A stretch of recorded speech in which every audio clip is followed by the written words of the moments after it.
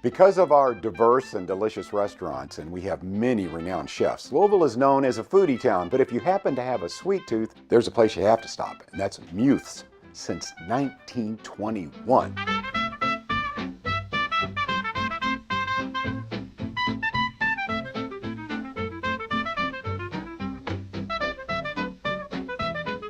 With me now is Sarah Blazin, and she is a Muth, believe it or not. This is still family owned, right? It is. I am fourth generation. So we have been in Louisville all 104 years now, and it came down the female side of the family. So we have different last names, but we are all the same family who started the business in 1921. Businesses often talk about being family owned, but to actually be part of the family and grow up in this environment, delicious candy, what has that done for you and your passion for what you do here? It's definitely a unique experience. Most people don't grow up in a family business, let alone a candy store. It definitely gives me a unique perspective on, I guess, the importance of kind of building something and maintaining something and appreciating the community around you that keeps you, because we wouldn't be here without the citizens of Louisville and all the people who regularly buy our candy and love us and support us. It really just gives me appreciation for A, the work that we do and all of our staff who make that happen, and B, our customers who, for every generation of us, there's a generation of them. So it really, that's what really keeps us here. And really a special kind of pride, right, Sarah? It is. It's a different feeling to know that, like, we make something that so many people love, and so many people, it's a part of their tradition and their holidays and what they want to pass on to their kids. We talk about make hay while the sun shines, right? Mm-hmm. I would assume Valentine's Day, Easter, Christmas. Talk to me about your holidays and the traffic that you see here. We're extremely busy from a little before Christmas, so probably prior to Thanksgiving all the way through Derby Day. We do see a lot of out-of-town tourists and visitors the rest of the year, but our bread and butter is definitely made from Thanksgiving to Derby. Okay, history. So you said 1921, that speaks volumes. But this is kind of a, I don't know, for lack of a better term, it's a romantic, delicious kind of history. So tell me how it started, how the Muths kind of took over the business and kept it what it is today. Okay, so my great aunt and uncle, Rudy and Isabel, started the business in 1921. They both worked for a local candy company named Braddis and Geens. Louisville used to be one of the largest candy manufacturers in the entire country, the city as a whole. And he went off to World War I as a cook in the Army. He came home. They decided they wanted to open their own shop. And so with the help of her family, I guess as a dowry kind of, they got them the building and some of their equipment to start. And so they started making candy on East Market in 1921. And it's just passed down every generation since. If it's peppermints or dark chocolate or light chocolate or peanut butter and chocolate or almonds and chocolate, whatever the case may be, it is all found here. But you are known for one particular specific candy. All right, Sarah, tell me about it. We are known for the Louisville candy, the Modjeska.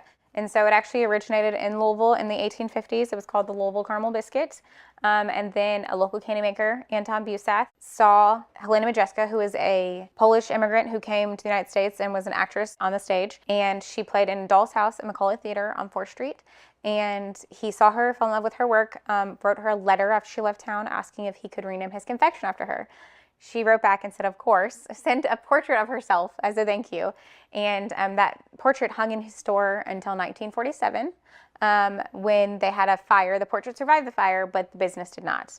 And so the Busath family was friends with the Muth family, and we shared our kitchen with them. At nighttime, they would use our kitchen to fulfill out the rest of their holiday orders, their family candy they wanted to make. And so Rudy used the kitchen during the day, the Busaths used it at night. And when they could not reopen on 4th Street, because back then that was the place to be, and if you weren't on 4th Street, there was no point to be in business. And so he gifted Rudy the Modjeska recipe as a thank you for sharing his kitchen with him, since they were no longer going to be able to be in business and produce it. Okay. But the portrait hangs in the Filson Club in Old Louisville. Oh, okay. So it survived the fire. So I'm reading between the lines here, but tell me I'm wrong, Sarah. Come on now. You write poetry when you're in love. Making candy is going to that next level. If you have a candy named after you, he had a little bit of a crush on her. Is that safe to say? I would say a crush. He was a married man. He had a family. Okay, crush so is okay. I think he had a crush. He admired her. He renamed his candy after her. He did not invent it for her, if that makes any difference. It does. I think it does, but still, it's delicious regardless. If you have a sweet tooth and you have not had a Modjeska, it is a different taste. It's not your average ordinary candy, and it is unique to right here in Louisville, right? It is. It's a marshmallow covered in caramel, and we also chocolate cover it and roll it in pecans. So any variety that you want to give it a shot. I don't particularly care for marshmallows, and it's my favorite candy. So anyone can give it a shot, even if it doesn't sound like your kind of candy. I promise it's delicious. It's certainly a Louisville original, but I think it's to me even more special because it is known, and I don't think I'm exaggerating here, worldwide. I mean, you send these out, you ship all over the globe, correct? We do. Very heavily concentrated in the U.S., but we do. I have a regular customer in Australia. We have customers who send them overseas to family in Europe. So it's definitely made its way around the globe. Wow. Congratulations to you. Thank you. Okay, so I guess we wanted this, of course, to continue Muths, and I know it will. So little Blazins on the way that are going to take over?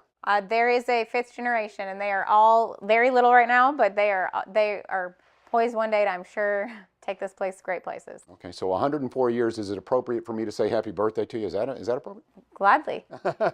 Happy birthday to you. Congratulations. You are certainly, and Muths is certainly a Louisville original. So the reason we're here, Sarah, is to experience the Modjeska. Of course, we all want to taste it, but can you tell us a little bit about the process and let us take a look? Gladly. If you want to go on back, we can make some.